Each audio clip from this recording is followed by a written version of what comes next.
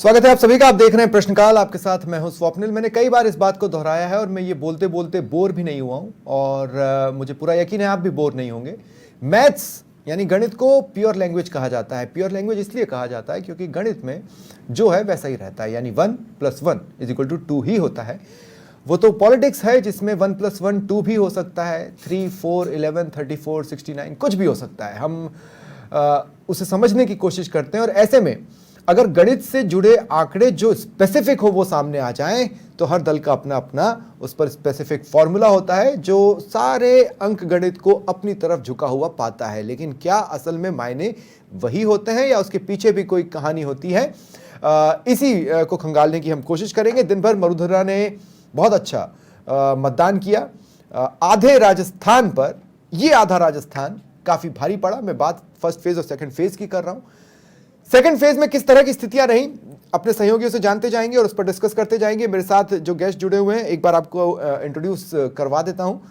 कृष्ण कुमार जानू जी बीजेपी की ओर से मेरे साथ जुड़ रहे हैं, यशवर्धन सिंह जी कांग्रेस की ओर से और मुकेश इंदौरिया जी राजनीतिक विश्लेषक हैं। शुरुआत में करूंगा मेरे सहयोगी भूपेंद्र से, जो कि मुझे बताएंगे जोधपुर और पाली में क्या हुआ है। भूपेंद्र, आपके पास इस सवाल के साथ आ रहा हूं कि जोधपुर और पाली ये दो सीटें आंकड़ों में क्या कह रही हैं? जी देखिए, जहां तक बात जोधपुर की करें तो जोधपुर में मतदान प्रतिशत लगभग 61% रहा। 61% से कुछ कम है।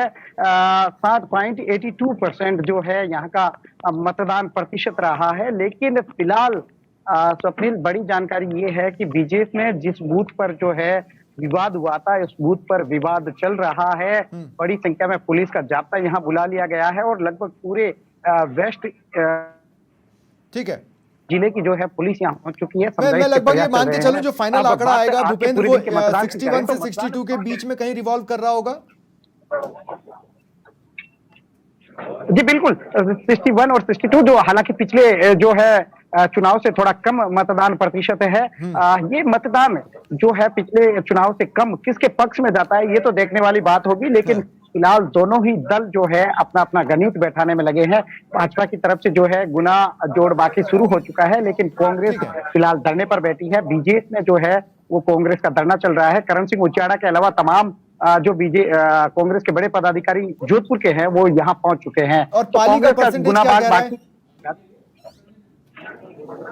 जी देखिए, पाली में जो परसेंटेज निकलकर सामने आया है, ये जो है बीजेपी फिलहाल इस परसेंटेज को देखकर काफी खुशी जाहिर कर रही है। हालांकि देखने वाली बात होगी कि कांग्रेस के लिए ये वोटिंग परसेंटेज कहां तक जो है खुशियां लेकर आता है। लेकिन फिलहाल पाली का जो वोटिंग परसेंटेज है उसको लेकर बीजेपी बड़ा दावा कर रही है कि उसके पक्ष में जो है अच्छा मतदान हुआ है। कितना है? देखने वाली बात होगी।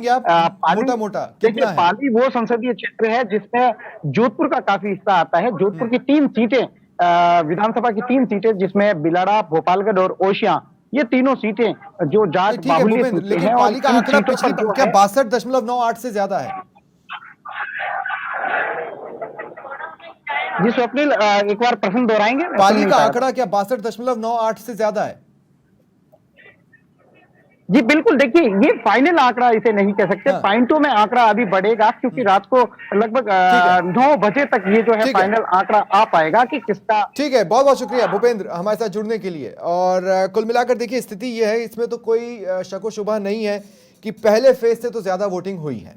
इस मामले में तो मरुधरा ने बाजी मारी है, लेकिन पिछली बार से क्या ये आंकड़ा ज्यादा है, कहां ज्यादा है, कहां नहीं है, इसी को हम खंगालने की कोशिश कर रहे हैं और ये आंकड़ा क्या कह रहा है इसी को समझने की हम कोशिश कर रहे हैं। मैं शुरुआत मुकेश इंदौरिया जी आपसे करना चाहता हूं। इसमें तो कोई शक नहीं कि फर्स्ट फेज से ज्यादा है। पिछली बार के हिसाब से अभी भी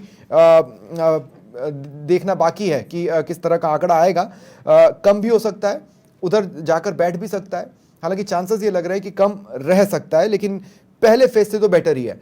इसे किस नजर से देखा जाए? अब देखिए, जो चुनाव हुए पहले फेज के और जो दूसरे फेज के आज चुनाव हुए हैं, उसमें मतदान जो बढ़ा है उसका सबसे बड़ा श्रेय मैं जहां तक समझता हूं वो मीडिया को जाना चाहिए, आप लोगों को जाना चाहिए। पिछली जो गलतियां हुई उनसे सबक लेके आप लोगों ने मतदाताओं को बूथ तक लाने की जो अपील करी है उसका काफी इम्पैक्ट आया है। और उसके बाद प्रधानमंत्री जी ने भी मन से बार बार कहा, और जो अपने नेतागण हैं उनको भी लगाया कि नहीं भाई वोटरों को निकाल के लाइए। तो जो टीम लगी है और टीम के साथ में मतदाताओं को निकाल के बूथ तक लाना, ये एक बहुत बड़ी उपलब्धि है हमारे लोकतंत्र की। और साथ के साथ के अंदर भारतीय जनता पार्टी का जो विचार परिवार है इस चुनाव में काफी दूसरे फेज के अंदर काफी एक्टिव मोड में दिखा है। हाँ, ऐसा लगता है ना कि किसी ने पुश किया कि भाई नहीं ये नहीं चलेगा, अब या तो तुम सुधरो या मैं सुधारता हूं। बिल्कुल बिल्कुल। और विचार परिवार का एक डंडा भारतीय जनता पार्टी के नेताओं के ऊपर भी चला है कि घर बैठने से काम नहीं होगा, आप वोटरों के बीच में जाइए और उनको बूथ तक लेके आइए। हाँ, लेकिन ईवीएम पर जब बटन दबा तब भी क्या वही मोमेंटम बना रहा होगा? अगर हम इसे समझने की कोशिश करें तो क्या देखें हम इसमें एंटी इनकम्बेंसी देखें या इनकम्बेंसी देखें या क्या देखें? देखिए, चुनाव में जहां तक मुझे ऐसा लग रहा है कि एंटी इनकम्बेंसी जैसी कोई बात नजर नहीं आ रही है। ठीक है। उसका कारण क्या है कि वोटर जो है अभी विकास के नाम पे और राष्ट्रवाद के नाम पे वोट दे रहा है, और जो निकल के आ रहा है वो भारतीय जनता पार्टी का वोटर निकल के आ रहा है। जहां पे वोट का प्रतिशत कम है, ये मान के चलिए वहां पे भाजपा को नुकसान होगा। चाहे आप मार्जिन देख सकते हैं, हार जीत का जो मार्जिन अगर ज्यादा है तो वो गैप कम होगा, और जहां पे कम गैप वाली सीटें थी वहां पे अगर मार्जिन प्रतिशत कम रहा है वोटिंग का, तो उसका खामियाजा भाजपा को उठाना पड़ेगा। ठीक है, मैं यशवर्धन जी आपके पास इस सवाल के साथ आ रहा हूं कि अमूमन ये स्थितियां न्यूज़ चैनल्स पर बननी नहीं चाहिए, लेकिन एक अजब सा माहौल चल रहा है। आज जिस किसी भी न्यूज़ चैनल के रिपोर्टर को हमने पोलिंग बूथ पर लोगों से ये पूछते देखा कि किस मुद्दे पर आप वोट डालने आए हैं, तो चूंकि लाइव चल रहा था उसको एडिट नहीं किया जा सकता। ऐसे में कई लोगों ने, आपने भी सुना होगा, या तो मोदी बोला या फिर से सत्ता आने वाली है बोला। क्या ये आईना है इस परसेंटेज का? क्योंकि अगर ऐसा है तो इसको तो मानना पड़ेगा कि मोदी ने जनसभाओं में बोला कि भैया वोट डालो, और अब लोग डालने पहुंच गए।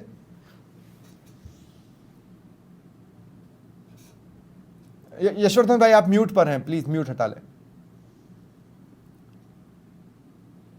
जी अब बोलें। मुझे नहीं मालूम, मैं आपकी रिपोर्टिंग देख नहीं पाया कि कौन कौन से बूथ पे आपके रिपोर्टर नहीं, सिर्फ हमारे रिपोर्टर्स नहीं सर, आज तो हर चैनल में हुआ है। सुबह से मैं माथा पीट रहा था कि यार ये टीवी पे जाना नहीं चाहिए और जा रहा है, हर जगह हुआ है।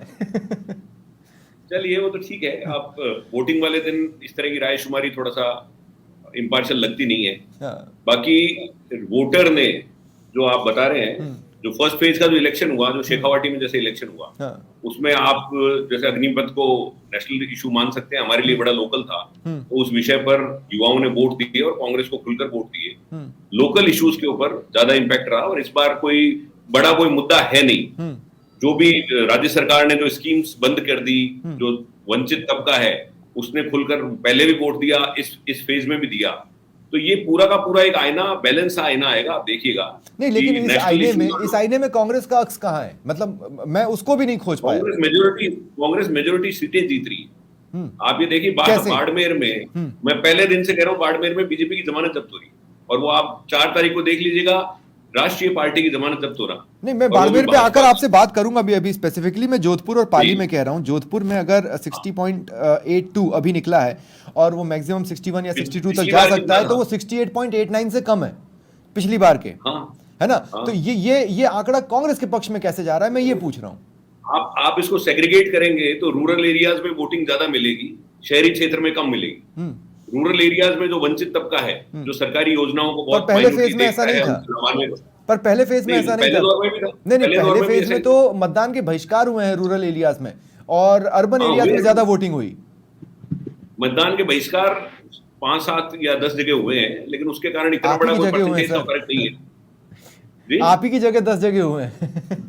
हाँ, 10 जगह हुए हैं, मैं बता रहा हूँ, और उसका बड़ा कारण था। मैं उसको बताने लगूंगा फिर से एक नई बात शुरू हो जाएगी। ठीक है, मैं ये कह रहा हूँ, इस मतदान को आप सेग्रीगेट करेंगे तो आपको समझ में आ जाएगा कि जो वंचित तबका है, जो राज्य सरकार की स्कीम या केंद्र सरकार की स्कीम्स को बहुत सेंसिटिव तरीके से देखता है, जो राज्य सरकार बनते ही तो स्कीम्स बंद कर दी ठीक गई, है। उसके खिलाफ इन लोगों ने वोटिंग दी है। ठीक है। और कांग्रेस को इसमें फायदा है, और आज की जो वोटिंग हुई है उसमें भी कांग्रेस को फायदा है। ठीक है। मैं कृष्ण कुमार जानू जी, मैं आपसे एक बात पूछना चाहता हूं कि क्या कहीं ऐसा तो नहीं कि अति व्यक्तिवाद, आप परिवारवाद पे निशाना साधते हैं, ठीक है, लेकिन क्या अति व्यक्तिवाद को ना कहा गया है वोटिंग परसेंटेजेस में, फर्स्ट फेज और सेकंड फेज मिलाकर? क्योंकि ये तो एक कॉकटेल सा बन गया है 12 और 13 का, अजीब सा। स्वप्निल जी देखो, कुल मिलाकर के प्रधानमंत्री जी की अपील के बाद अगर वोटिंग परसेंटेज पहले चरण से दूसरे चरण में बढ़ता है, ये तो कोइंसिडेंस भी हो सकता है। हाँ हो सकता है, लेकिन साथ ही साथ राहुल गांधी ने जिस भाषा का प्रधानमंत्री के लिए उपयोग किया, उसकी संवेदनाएं भी जनता तक जा सकती है। तो कितनी क्योंकि मोदी संवेदना ने 10 साल में संवेदना कितनी गई? मतलब 68 से कम ही रह जाए तो संवेदना कहाँ गई? ये तो सिंपैथी भी ढंग से नहीं मिली। देखो, जो संवेदना जाने का पैमाना है उसे आप वोट में मत तोलिएगा।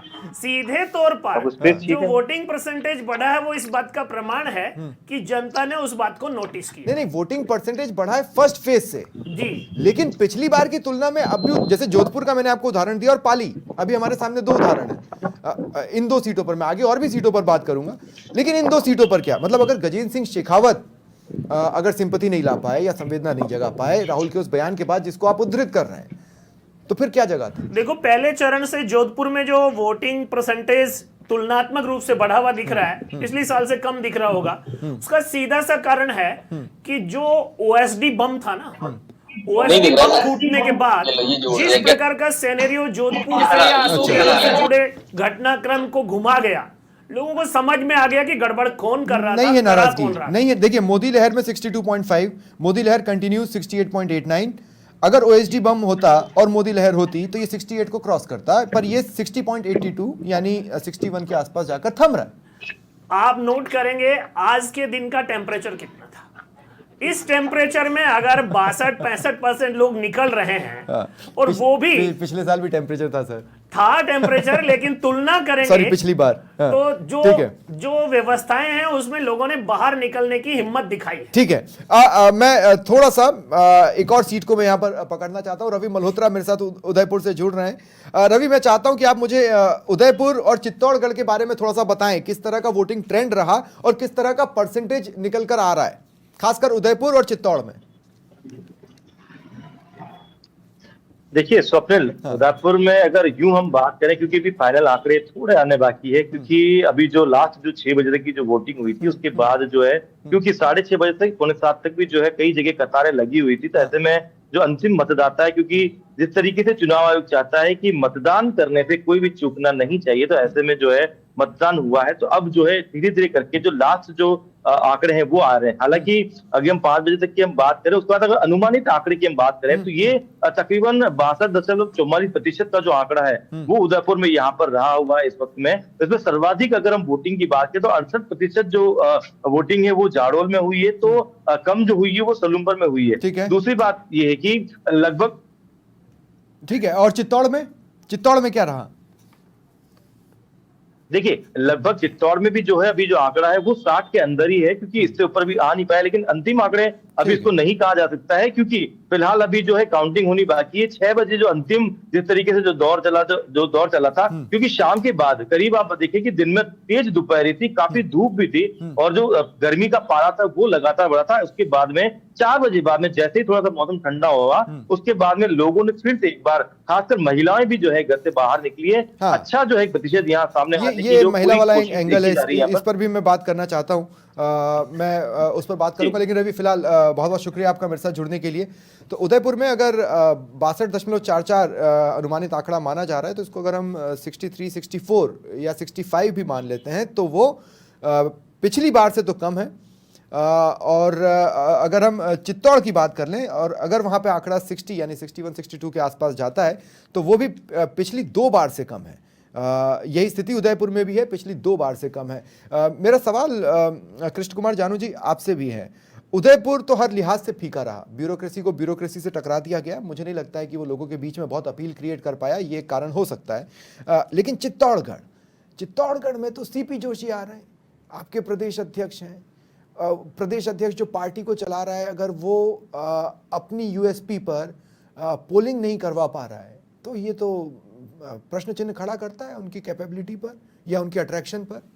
देखो, विषय अट्रैक्शन पर प्रश्न का नहीं है। चित्तौड़गढ़ की राजनीति में विधानसभा चुनाव के समय भारतीय जनता पार्टी में जो एक छोटी सी दरार आई थी और उसके बाद गुजरात के रूपाला कांड ने और जिस प्रकार की प्रस्तावना और भूमिका बनाई थी उसके कारण जो चित्तौड़ कॉन्स्टिट्यूंसी है उसमें उसका छोटा मोटा इम्पैक्ट जरूर आया है।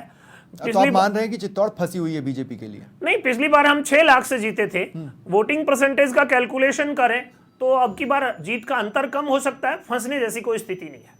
चित्तौड़ में? उदयपुर में? उदयपुर तो दोनों प्रशासनिक अधिकारी थे, वहां तो संगठन के बेस पर दोनों पार्टियों ने जो ताकत लगाई है वही अट्रैक्शन है जनता से, उन जनप्रतिनिधियों का जिनको टिकट मिली है। दोनों ही नए हैं, दोनों ही राजनीति की दृष्टि से कम और प्रशासनिक दृष्टि से ज्यादा पहचान रखते हैं। यशवर्धन भाई, उदयपुर में तो कई कांग्रेसियों को मैंने ये शिकायत करते देखा है कि हम उतना प्लेफुली नहीं खेले या ओलंपिक समझकर नहीं खेले, हम इसे लोकल टूर्नामेंट समझकर खेले। और मैं आपको अगर स्पेसिफिकली बताऊं तो एक कार्यकर्ता है आपके, मैं नाम नहीं ले सकता उनका, मैं उनका बुरा नहीं चाहता हूं, लेकिन उनका ये कहना रहा कि भाई सब कुछ था सुपर हॉट सीट बनने के लिए, लेकिन हॉट सीट भी नहीं रहने दिया, सिर्फ उदयपुर एक लोकसभा सीट रह गई। स्वप्निल जी, ऐसे तो मुझे मेरे बीजेपी के मित्र कह रहे थे कि हम बुरी तरह हार रहे हैं उदयपुर। इसको तो मैं कैसे कोट करूं? मेरे बीजेपी वाले खुद कह रहे हैं कि हम चुनाव नहीं जीत पा रहे हैं। तो इस तरह की बातें तो हम इसको तो वेरीफाई भी कैसे करें। लेकिन मैं ये कहना चाहता हूं कि आप ये देखिएगा कि ये जो इन लोगों के जो सांसदों ने जो बयान दिए कि हमें 400 सीट दो, क्योंकि हमें 400 सीट इसलिए चाहिए कि संविधान बदलना है, उसका बहुत बड़ा इम्पैक्ट एससी और एसटी इलाके में है। एसटी इलाके में तो बहुत ज्यादा इम्पैक्ट। तो आप ये देखिएगा कि ये जो वोट जो इनको बार बार बोलना पड़ा, इनके विधायक यानी सांसद प्रत्याशी बोल रहे हैं कि मोदी जी को 400 सीट दीजिए ताकि वो संविधान बदले, और मोदी जी को मजबूर होना पड़ा ये बात। नहीं, मुझे लगता है हम उस एपिसोड से आगे बढ़ चुके हैं यशवर्धन भाई। प्रधानमंत्री मोदी खुद कह चुके हैं कि हम संविधान नहीं बदलने वाले, और जहां तक रही बात संविधान संशोधन की, वो तो आप भी करने वाले हैं। बात पर भरोसा कौन करे? वो बाबा हमारे पूजनीय, नहीं तो आप नहीं बदलने वाले हैं, आप नहीं बदलने वाले हैं। नहीं, कुछ नहीं।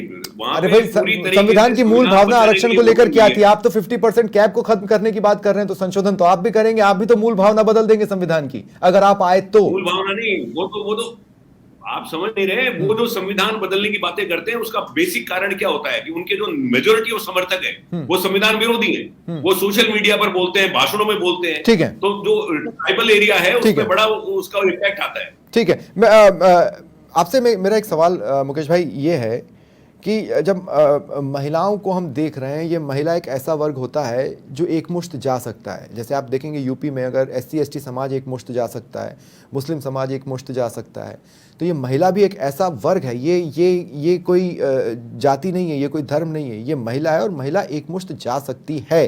फर्स्ट फेज और सेकंड फेज में मुझे बार बार इस बात के इंडिकेशंस लग रहे हैं कि महिलाएं एकमुश्त जाने वाली है इन परसेंटेजेस को देखकर।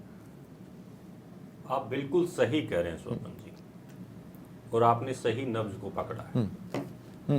ये जो राजनीतिक पार्टियां हैं, चाहे भाजपा हो चाहे कांग्रेस हो, ये अपनी अंक गणित लगाती हैं। लेकिन जहां तक महिलाओं का विषय है, वो अपने अधिकारों से जो अब तक वंचित थी और उनको जो अब फ्रीडम मिल रही है और जो अधिकार मिल रहे हैं, चाहे वो 3 तलाक का विषय हो मुस्लिमों में, चाहे अभी आरक्षण का विषय हो जो अभी लोकसभा के अंदर उन पर अपने डिसीजन थोप नहीं पा रही है, तो वो साइलेंट वोटर के वोट के माध्यम से अपना मतदान कर रही हैं, और उसका कहीं न कहीं आपको इम्पैक्ट लोकसभा के चुनाव में दिखेगा। और जहां तक मतदाताओं का मत का प्रतिशत का सवाल आता है, तो मैं कभी कभी ये असमंजस में पड़ जाता हूं कि ये लोकसभा का चुनाव सड़कों और नालियों का चुनाव नहीं है, ये हमारे राष्ट्र के निर्माण के लिए चुनाव है। राष्ट्र का निर्माण कैसे हो, हमारी विदेश नीति कैसे हो, हमारी रक्षा नीति कैसी हो, हमारी अर्थव्यवस्था कैसे बढ़े, इन विषयों पर जब तक हम हमारे यूथ को और वोटर को जागरूक नहीं करेंगे, तब तक मत प्रतिशत नहीं बढ़ेगा। नहीं, लेकिन आपको लगता है कि क्या हर कोई या ननकू एक कैरेक्टर है, एक पात्र है, उस ननकू को क्या लेना देना कि यूक्रेन या रशिया में से मोदी जी किससे दोस्ती करना चाहते हैं, या जो भी अगला प्रधानमंत्री होगा वो किससे दोस्ती करना चाहता सर है? उसको लेना देना होगा आने वाले समय में। अभी देखिए यूक्रेन के अंदर हमारे छात्र फंसे हुए थे, ये विदेश नीति थी जो वहां से उनको सही सलामत निकाल के लेके आ गई। अभी ईरान के अंदर भी जो घटनाक्रम हुआ, चाहे रसिया में जो घटनाक्रम हुआ, विदेश नीति, रक्षा नीति, ये हमारे अहम मुद्दे हैं। इन सब मुद्दों को देश के युवाओं को और वोटरों को जागरूक करना लेकिन वोटर के लिए तो यहां से वहां जाना ही टेढ़ी खीर है अगर सड़क नहीं है, या पानी पी के गला तर नहीं है। तो लोग ये समझते हैं कि यार मेरे को कौन सा अनाज की बोरी डाल के जा रहे हैं, मैं क्यों वोट देने जाऊं। इस विचारधारा से हमें ऊपर उठना पड़ेगा। ठीक है, मैं मुख्यमंत्री भजनलाल शर्मा से जुड़ी एक खबर अपने दर्शकों को बता दूं और उसके बाद मैं रुख करूंगा बाड़मेर जैसलमेर का। मुख्यमंत्री भजनलाल शर्मा बीजेपी कार्यालय पहुंचे और उन्होंने मीडिया से बातचीत में कहा कि मतदान जितना भी हुआ बीजेपी के पक्ष में हुआ। मतदान के लिए मतदाताओं को सीएम भजनलाल शर्मा ने धन्यवाद दिया है। उन्होंने कहा कि मतदाताओं ने भारत और राजस्थान के विकास के लिए वोट दिया है। ऐसा भी हो बीजेपी के पक्ष में। दूसरा मैं ये कहना चाहता हूं कि ये महापर्व है, इसमें ज्यादा से ज्यादा हिस्सा लेना चाहिए। मैंने कल भी अपील की थी, आज भी मैंने अपील की थी। निश्चित रूप से जनता का जो मन और मूड अच्छा है, और मैं कहना चाहता हूं कि देश के यशस्वी प्रधानमंत्री नरेंद्र मोदी जी का जो जनता के अंदर विश्वास है, जनता ने उस विश्वास पर वोट। ये जो जैसा भी हो टर्म है, ये कुछ कुछ वैसा है जैसा कि सोशल मीडिया पर चलता है ना, आएगा तो मोदी ही। ये कुछ कुछ वैसा ही टर्म है, जैसा भी मतदान है आएगा तो मोदी ही, उसी का कंटिन्यूएशन लगता है सुनने में। बहरहाल मनीष रामदेव जैसलमेर से मेरे साथ जुड़ रहे हैं। मनीष, बाड़मेर जैसलमेर में मतदान प्रतिशत क्या कह रहा है, और सबसे बड़ी बात किसकी हवा टाइट है या क्लोज फाइट है? जी स्वप्निल, बिल्कुल अभी मतदान को लेकर पूरे आंकड़े तो नहीं आ पाए हैं। अभी कई सारे बूथ है जहां पर से आंकड़े आने अभी बाकी है, लेकिन मोटा मोटी अगर बात करें तो फिलहाल जो आंकड़े आ रहे हैं, जो सूचनाएं आ रही है, उसके मुताबिक 73-74% मतदान जो है वो हो चुका है ओवरऑल बाड़मेर, जैसलमेर और बालोतरा लोकसभा में। और ये आंकड़ा बढ़ेगा और उम्मीद ये बताई जा रही है कि 75 से 80 के बीच का ये आंकड़ा रहने वाला है। हालांकि दिन बहुत गर्म था, दौरे बहुत तपे हुए थे, लेकिन दिन भर की तपिश के तो बाद कोई ट्रेंड रहा इस वोटिंग में? कोई ट्रेंड रहा क्या इसमें? जी बिल्कुल स्वप्निल, आज जो वोटिंग हुई है वो बहुत अलग तरह की वोटिंग हुई है और पिछले कई चुनावों से बहुत अलग है। जातिगत उसको लेकर जो है वो ज्यादा आक्रामकता देखी गई है। राजपूत वोटर्स ने अपने कैंडिडेट निर्दलीय राजपूत का साथ दिया, उसी तरह से एसटी वोटर्स ने अपने एसटी उम्मीदवार का साथ दिया। ठीक है मनीष, बहुत बहुत शुक्रिया आपका मेरे साथ जुड़ने के लिए। तो ये बाड़मेर जैसलमेर, अब देखिए यहां से मामला इंटरेस्टिंग हो जाता है और मैं आपको समझाने की कोशिश करता हूं कि ये मामला इंटरेस्टिंग क्यों हो रहा है। लोगों ने बीते कुछ चुनावों में ये देखा कि अगर हम नोटा का बटन दबा के आ भी जाते हैं तो उससे ये तो पता चल जाता है कि हमारे पसंद का प्रत्याशी किसी ने नहीं उतारा, लेकिन उससे होता जाता कुछ नहीं है, कोई ना कोई जीत कर चला जाता है। यहां बात यह है कि अगर बाड़मेर जैसलमेर रिकॉर्ड बना रहा है, पिछली बार से बेहतर नंबर्स ला रहा है, तो इसका मतलब है कि वहां पर एक ऑप्शन था, और जब ऑप्शन था तो मतदाता बढ़कर निकले कि अब अपना वाला सेफ नहीं है। कहने का मतलब, आप मेरी बात को समझने की कोशिश कीजिएगा, क्या जहां ऑप्शंस है वहां पर वोटिंग ज्यादा हो रही है? क्या ये लोगों की ना है रूटीन पॉलिटिक्स को? क्या ये लोगों की ना है बीजेपी की पॉलिटिक्स को? क्या ये लोगों की ना है कांग्रेस की पॉलिटिक्स को? इसको समझने के लिए ये एक बहुत अच्छी सीट बनकर सामने आ रही है, बाड़मेर जैसलमेर। यशवर्धन जी, आपसे कमेंट लेना चाहूंगा। इतना तो साफ है, हमने 12 सीटें देख ली और अब ये देख रहे हैं। आज आप देखिए, जहां पर लोगों के पास एक ऑप्शन अवेलेबल था वहां वोटिंग ज्यादा है। बांसवाड़ा मैं आपको उदाहरण दे सकता हूं, बाड़मेर जैसलमेर मैं आपको उदाहरण दे सकता हूं, जहां पर एक थर्ड एंगल डेवलप हुआ। तो ये तो खतरे की घंटी कांग्रेस के लिए भी होनी चाहिए ना? क्या कांग्रेस इस खतरे की घंटी को सुन रही है? अगर आप बाड़मेर की सीट की बात करेंगे, वहां पे बीजेपी का जो कोर वोटर है राजपूत, वो एन ब्लॉक 95% रविंद्र सिंह भाटी के साथ चला गया। आपके साथ नहीं गया? नहीं, हमारा मैं कह रहा हूँ बीजेपी का वोटर, मैं कांग्रेस से हूँ। हाँ, पर मैं आप BJP उनको के पहले ही कोर मान के वोटर चल रहे हैं कि वो बीजेपी का कोर वोटर है, हाँ बीजेपी का कोर तो वोटर उससे है। नाराज होकर आपकी तरफ सरकना चाहिए था, वो आपकी तरफ आया ही नहीं। ये तो आपके लिए सोचने की बात है ना। वहां उसको एक ऑप्शन मिल गया, उसका स्वजातीय ऑप्शन मिल गया। ये ठीक है। होता है इलेक्शन में, हाँ। जातिवाद चलता है, इसमें कोई मना ही नहीं कर रहा। जाति के आधार पर ही टिकट मिल रही है ज्यादातर लोकसभा में, तो इसलिए मैं कह रहा हूं कि वो उसने अपनी जाति को चुना। इधर जब बीजेपी को लगा कि हमारा कोर वोटर चला गया, तो बीजेपी का और जो मूल ओबीसी जो कोर वोटर है उसको लगा कि हमारा कैंडिडेट नहीं जीत सकता, तो वो लोग भी रविंद्र की तरफ चले गए। इसलिए देखिए का कितनी खेमा आसानी से आपने मीठा मीठा खा लिया। बांसवाड़ा में तो ये नहीं, स्थिति नहीं थी सर, वो तो सीट ही आरक्षित है, वहां पर कौन सा जातिवाद चल जाता। लेकिन जैसे ही वहां पर एक थर्ड ऑप्शन की बात आई, आप देखिए परसेंटेज कहां पे, बांसवाड़ा में हमने हमारे जिस कैंडिडेट ने हमारा पर्चा नहीं उठाया उसको हमने निष्कासित कर दिया, लेकिन वो हमारी अलायंस की सीट है। हाँ। वहां पे दो ही लोग हैं, बीएपी और बीजेपी। कांग्रेस वाले का भी चुनाव बटन था लड़ रहे सर, ईवीएम में कांग्रेस वाले का भी बटन था। हाँ बटन होगा, लेकिन कांग्रेस चुनाव नहीं लड़ रही है वहां। हाँ। तो आप बाड़मेर का आप देखिएगा 4 तारीख को कि बीजेपी पूरी तरह खाली हो चुकी देखिए है। कांग्रेस नहीं लड़ रही है, ये कहने की बात है। अगर किस्मत के सहारे डामोर जीत कर आ गए तो आप कह देंगे हमारी पार्टी का नहीं है, आप उसका समर्थन नहीं लेंगे। वो निष्कासित है, वो जीत सकते नहीं, और जीत भी गए तो भी हमारी तरफ से निष्कासित है। ठीक है, ये एक बड़ा ऐलान है, मैं ये क्लिप संभाल के रखूंगा यशवर्धन भाई। बिल्कुल ठीक है, क्लिप संभाल के रखिए। बिल्कुल। कृष्ण कुमार जानू जी, जहां ऑप्शन था वहां वोटिंग बढ़ा, ये क्लियर कट है। निश्चित रूप से बांसवाड़ा बाड़मेर इस बात का उदाहरण बन रहे हैं। हाँ? और जो भाजपा कांग्रेस का ट्रेंड है, देखो इसमें क्या होता है, कई बार उम्मीदवारों का कांग्रेस भी उसी प्रकार चयन करती है कि आलाकमान का फैसला है, और भाजपा में भी उसी प्रकार का फैसला आया है। तो निश्चित रूप से जहां जनता के बीच में कोई आक्रोश पैदा करने वाला कोई एलिमेंट क्रिएट होता है, तो जनता का सक्रियता बढ़ता है। बाड़मेर में बाहर से आकर भी लोगों ने वोट डाला है। नहीं, लेकिन आप इसमें एक बात को मोबिलाइजेशन हुआ समझिए। है। देखिए आप इसमें एक बात को समझिए, मैं क्या कहना चाह रहा हूं। जैसे जोधपुर में ठीक ठाक परसेंटेज नजर आ रहा है, उसमें आपने राजपूतों की नाराजगी को कोट किया। तो जब किसी के प्रति नाराजगी होती है, वो भले एंटी इनकम्बेंसी ना हो, लेकिन अगर नाराजगी होती है तो लोग बढ़ चढ़कर मतदान करते हैं, और जब ऑप्शन हो तो वो उस पर सोने पर सुहागा हो जाता है। तो ये स्थिति बीजेपी के लिए कंफर्टेबल कैसे है? देखो, भारतीय जनता पार्टी राजस्थान में भी और दिल्ली में भी डबल इंजन की सरकार चला रही है, और जनता को डबल इंजन की सरकार से सहूलियत मिली है, असुविधा नहीं हुई है। और जिन विषयों पर जनता को आपके शेखावाटी में फेल था मामला, आपके शेखावाटी में तो फेल था मामला।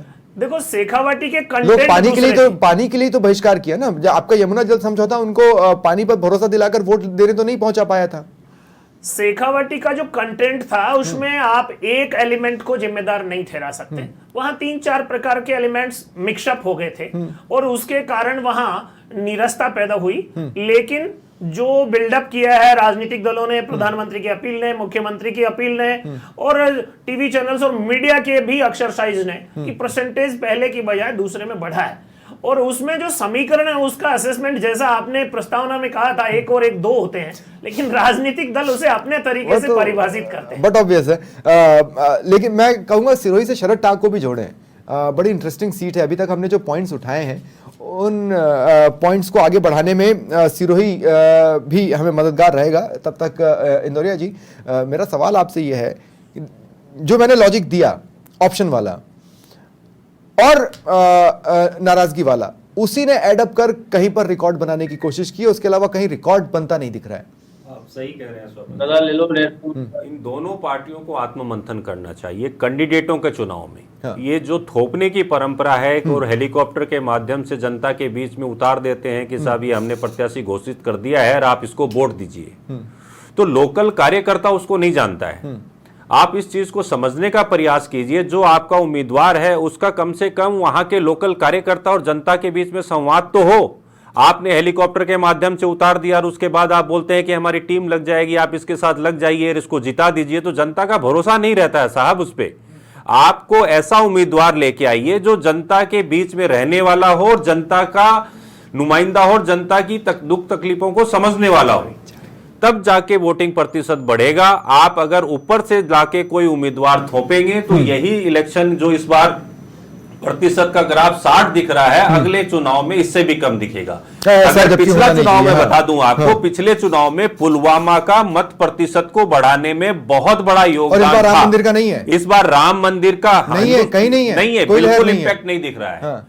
तो जनता को समझना, नेताओं को समझना चाहिए कि जो हम उम्मीदवार उतार रहे हैं वो कम से कम जनता के बीच का उम्मीदवार तो हो। अब बाहर का कैंडिडेट लाके भेज देते हैं कार्यकर्ता से। नहीं, उसका लेकिन कहीं- जहां पर इसका इम्पैक्ट जी। है, देखिए ये बड़ा इंटरेस्टिंग पॉइंट है। मैं आपको कोटा लिए चलता हूं। मेरे साथ रवि जुड़ रहे हैं। कोटा में इस इशू का इम्पैक्ट है। ये वो इशू है जो सेकंड फेज में सबसे ज्यादा परोसा गया और उसका कहीं पर इंपैक्ट नजर आता है मरुधरा में इन 13 सीटों पर, तो वो कोटा है। प्रहलाद गुंजल वर्सेस ओम बिरला की जो फाइट थी, इस एंगल के आसपास पहले ही वहां पर बयान सामने आने लगे थे। रवि मुझे बताएंगे, रवि लगभग कितना वोटिंग परसेंटेज कोटा में अनुमानित रहा है, और दूसरा क्या कोई ट्रेंड रहा है जो आपने देखा हो?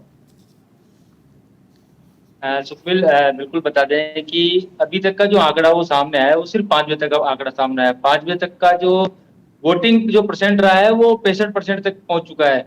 तो कहीं ना कहीं लगता है जो ये फाइनल आंकड़ा आएगा तो वो 70 के करीब या 70 के ऊपर तक भी जा सकता है। तो कहीं ना कहीं कहा जा सकता है कि इस बार जो मतदान हुआ है वो कहीं ना कहीं रिकॉर्ड तोड़ मतदान हुआ है। हर जो पिछली बार था उससे ज्यादा जो मतदान है वो इस बार कहा जा सकता है कि कोटा में हुआ है। ये तो इस तय बार कहीं है। ना कहीं 2014 के बात- इलेक्शन से आगे का आंकड़ा है। 2019 के आंकड़े को क्रॉस करता है कि नहीं, ये देखने वाली बात होगी, लेकिन संभावना है कि उसको क्रॉस कर जाए। अब ट्रेंड की बात कर लूं तो मतदान किस तरफ झुका ज्यादा नजर आया? क्या इसमें ये राम मंदिर वाला इशू, सांप्रदायिकता वाला इशू था? जी सुखमिल, बिल्कुल राम मंदिर का मुद्दा तो था ही, लेकिन जो कोटा की जो बात कर ली जाए, कोटा बूंदी लोकसभा सीट की, तो कहीं ना कहीं इस बार प्रहलाद गुंजल विद ओम बिरला, तो इसको लेकर भी कहीं ना कहीं कसम जो मतदान करने वाले जो लोग हैं वो कहीं ना कहीं हैं। कई लोग हैं बीजेपी से कांग्रेस में गए, कांग्रेस से बीजेपी में आए।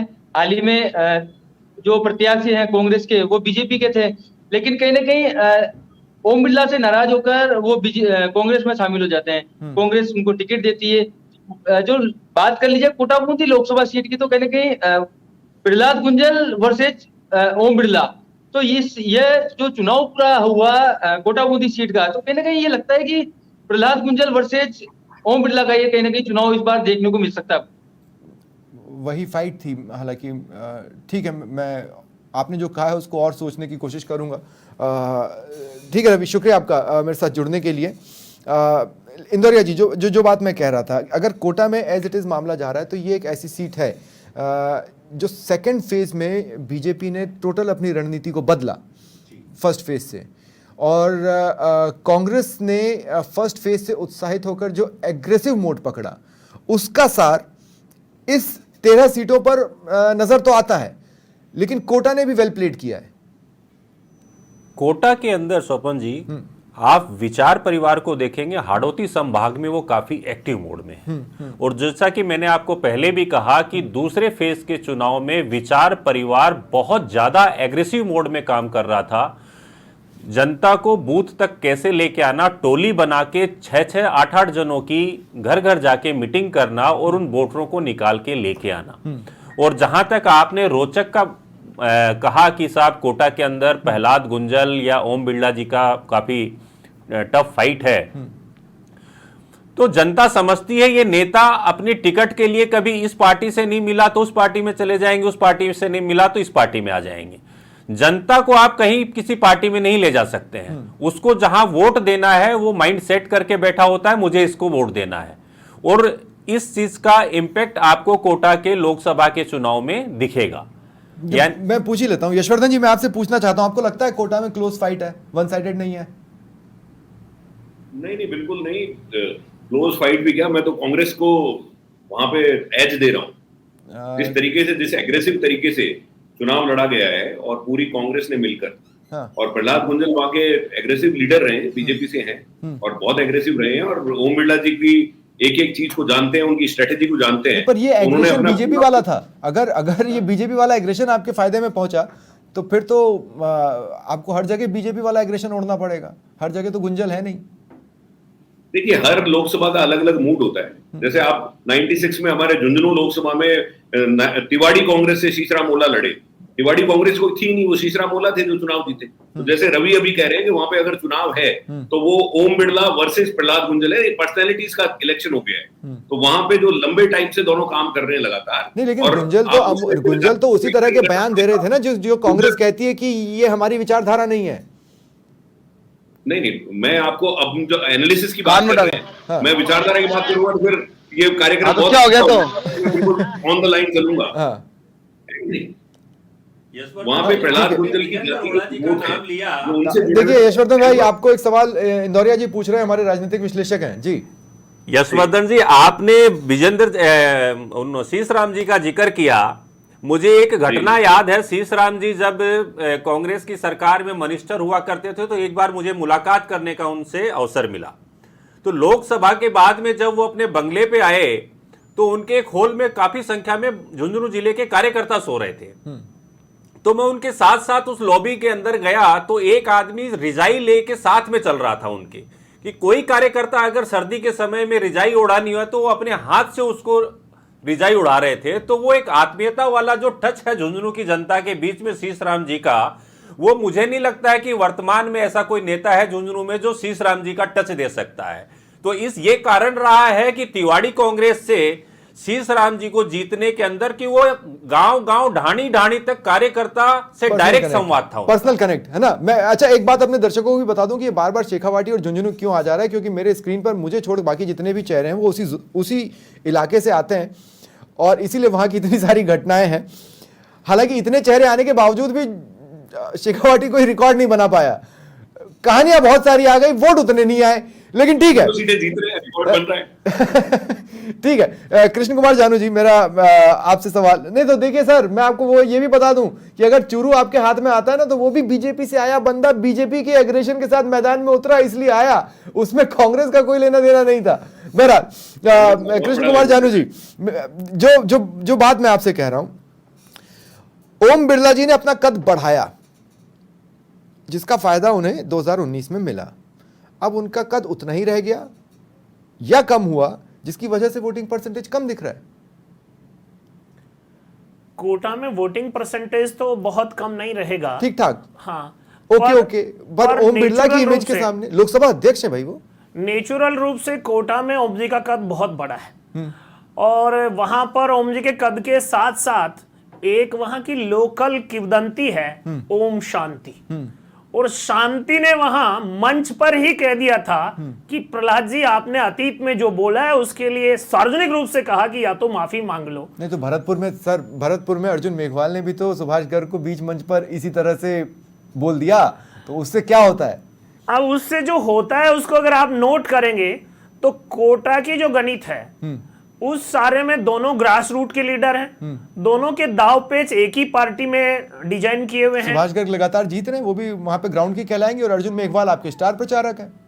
अर्जुन मेघवाल ने सीधे सुभाष गर्ग से कहा ना कि भाई पिछली सरकार में आप जब हमें कोसते थे और आप कहते थे केंद्र कुछ नहीं भेजता, तो जो थैला अशोक गहलोत का था उसमें माल तो मोदी जी का था, आज आप बताओ, और ये तो आप भी सुनो, आप भी समझो, ये तो वैसा ही है जो शांति धारीवाल और प्रहलाद गुंजल के बीच में हुआ।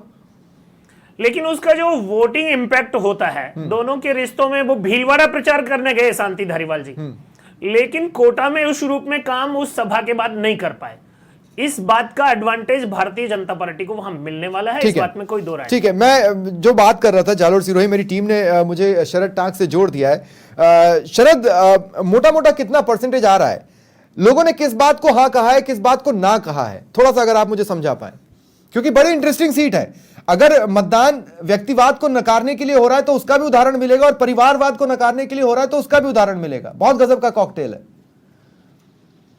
बिल्कुल बिल्कुल सपना, सही कहा आपने कि जो हम जालोर सिरोही की बात करें तो अब तक कुल 62.28% मतदान हो चुका है। और सबसे चौंकाने वाली बात मैं आपको अब बताऊंगा स्वप्निल, की सब लोगों की जो इस चुनाव में जो नजर थी, जो 62 पॉइंट मतदान, जो पिछले चुनाव जो 2019 का जो चुनाव हुआ उसमें 63% मतदान था, इस बार इस बार 62% हुआ। अपन बात करते हैं स्वप्निल बीजेपी के गढ़ की, जो आहोर और सिरोही बीजेपी का गढ़ माना जाता है, वहां पर 56%, आहोर में 56% हुआ है, और जो बीजेपी का गढ़ है उसमें भी 56% हुआ।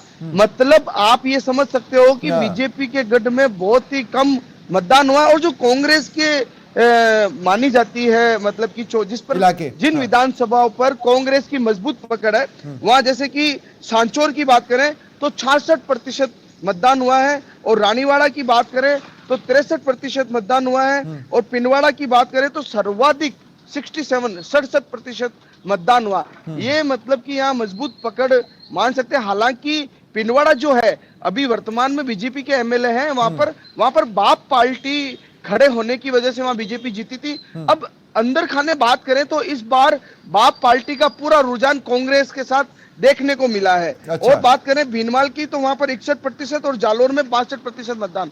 मतलब ये जो आंकड़ा है प्रतिशतों का, कम मतदान और सर्वाधिक मतदान का जो फिगर है, ये परिणाम चौंका देंगे इस बार। और मैं बताऊं आपको कि जो अलग अलग पार्टियों के लोग अपनी अपने पार्टी को जिताने में वैसे लगे हैं, लेकिन अच्छा एक बात बताइए, इस इलाके जो में पहली बार मुख्यमंत्री को अपनी कास्ट बताने की जरूरत महसूस हुई, उस कास्ट के खेमे में किस तरह की चीजें रही हैं?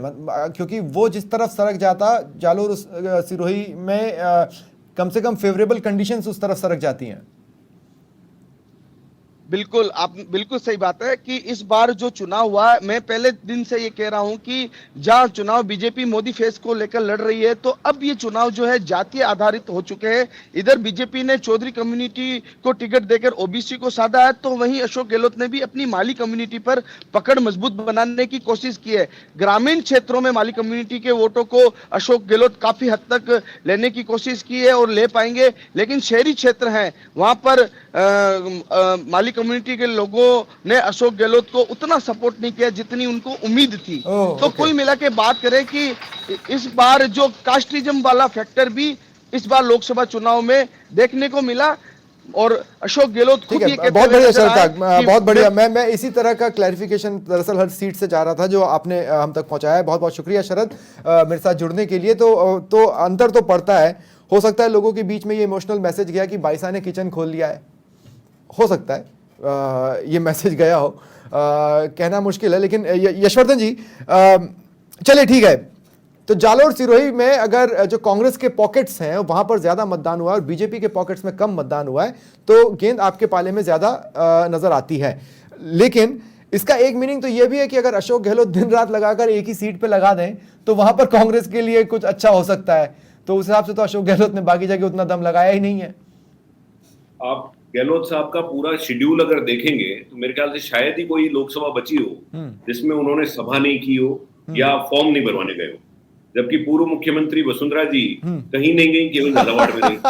एक तो ये जो आरोप है इसको थोड़ा विद डेटा मैं बैक कर देता हूं। दूसरा, जालोर सिरोही में 4 दिन रहकर आए हो, 4 दिन तक हमने गांव-गांव जाकर बैठक ली है, और वहां पर एक बहुत बड़ा मुझे बहुत अच्छे से याद है जब 4 सीटों पर या 3 सीटों पर उपचुनाव था तब जमीन आसमान एक कर दी थी अशोक गहलोत जी ने। जब 25 लोकसभा सीटों पर है तो उन्होंने जमीन से लेके आसमान जालोर के लिए तो एक किया ही, लेकिन कहीं पर जमीन एक की, कहीं आसमान एक किया।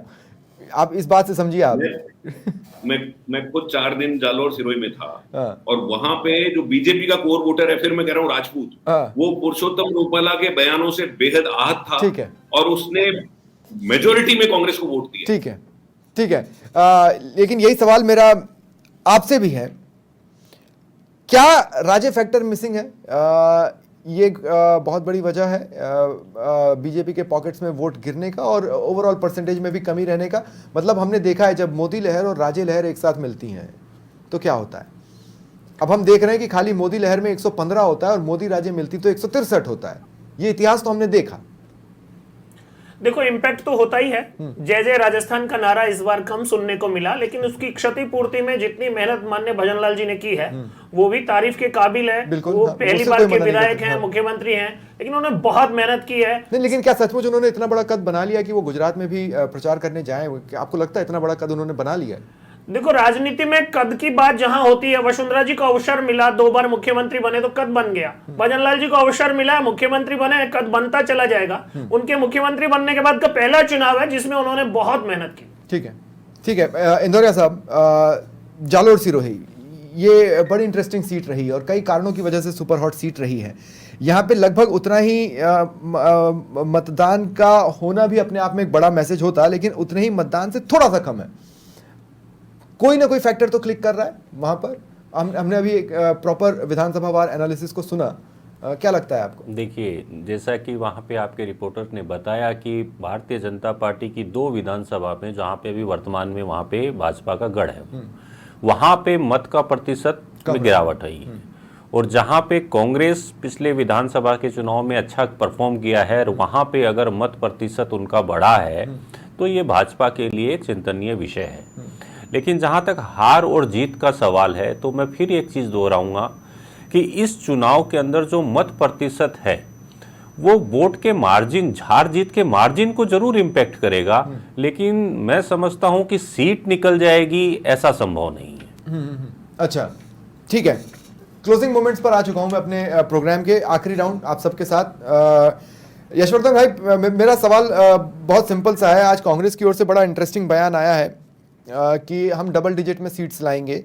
Double digit total number of जो सीट्स हैं राजस्थान में वो डबल डिजिट में ही है, और डबल डिजिट 10 से चालू हो जाता है और 25 तक जाता है ना। अब मैं आपसे ये कह रहा हूं, क्या सोच रही है कांग्रेस अब जब सभी 25 सीटों पर मतदान हो चुका है, सारे आंकड़े लगभग हमारे सामने हैं, ये डबल डिजिट कहां से चालू हो रहा है या कहां पे खत्म हो रहा है? ये खत्म 25 पे ही हो रहा है। और चालू कहां से हो रहा है? 25 से चालू हो रहा है, 25 पे ही खत्म हो रहा है। मतलब आप ये कह रहे हैं कि आप ऐसा कौन सा मुद्दा इतना क्लिक कर दिया होगा कि सभी आपके खाते में चले जाए, मतलब सीधे 0 से 25 की छलांग?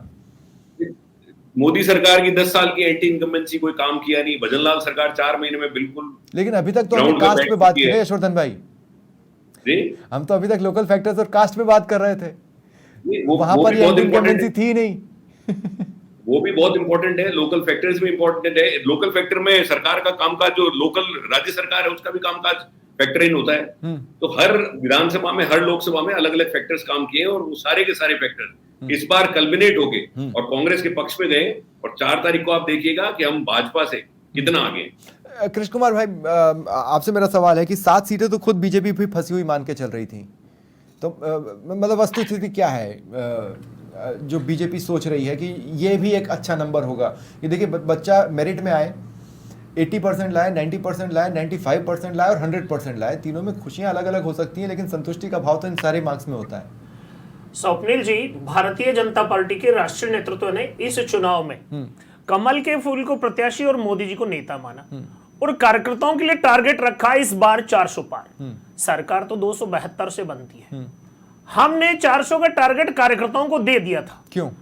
इसलिए कि कार्यकर्ता एक्सट्रीम मेहनत करे। जैसे माँ बाप अपने बेटे को 95% के लिए निराशा मिली ना, फिर भी तो फर्स्ट फेज में निराशा मिली, तभी तो ये इंटरनली मैसेज देना पड़ा कि अब या तो जुटो या फिर हम बताते हैं। नहीं, निश्चित रूप से एक्सरसाइज हमारे व्यक्ति का स्वभाव, भारत के आदमी का स्वभाव जो है वो प्रेशर में काम करने का है। जहां प्रेशर होता है वहां पोलिंग भी बढ़ती है और परिणाम भी अनुकूल आता है।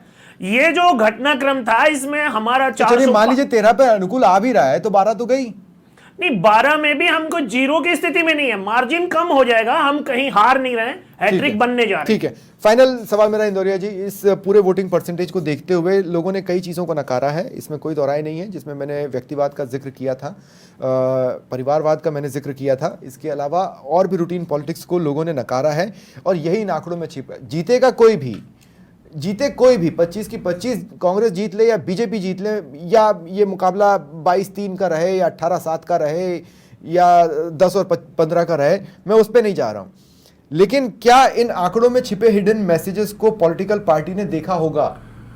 बिल्कुल, इन चुनाव के माध्यम से वोटर ने पॉलिटिकल पार्टियों को एक स्पष्ट मैसेज दे दिया है कि आप अपना जो भी कैंडिडेट जनता के बीच में भेजें वो उस तरीके का कैंडिडेट हो जो कार्यकर्ता से जुड़ाव रखता हो और जनता के बीच में रहता हो, जनता अपनी बात, कार्यकर्ता अपनी बात उस तक पहुंचा सके।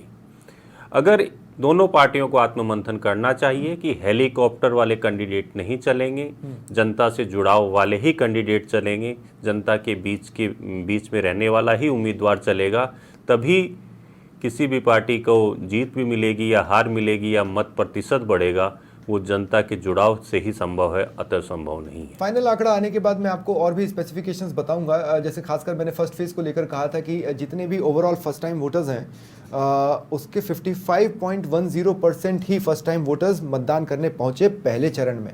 ये चिंतनीय विषय है, क्योंकि अगर ब्रांड की पॉलिटिक्स हो और ब्रांड भी उतना चमकदार इन आंकड़ों में नहीं दिखे तो ये सोचने का विषय होता है, जिसमें एक पार्टी ने सोचा और अपनी रणनीति को बदला, दूसरी पार्टी ने समझा और अपनी रणनीति को दोबारा सेट करने की कोशिश की। अब नतीजे क्या रहते हैं ये जून के महीने का इंतजार आपको करना है। तब तक तपिश कम होगी लेकिन सियासी गर्मी प्रदेश में बनी रहेगी। बहुत बहुत शुक्रिया आप सभी का मेरे साथ जुड़ने के लिए और इस चर्चा में शामिल होने के लिए। फिलहाल इतना ही, नमस्कार।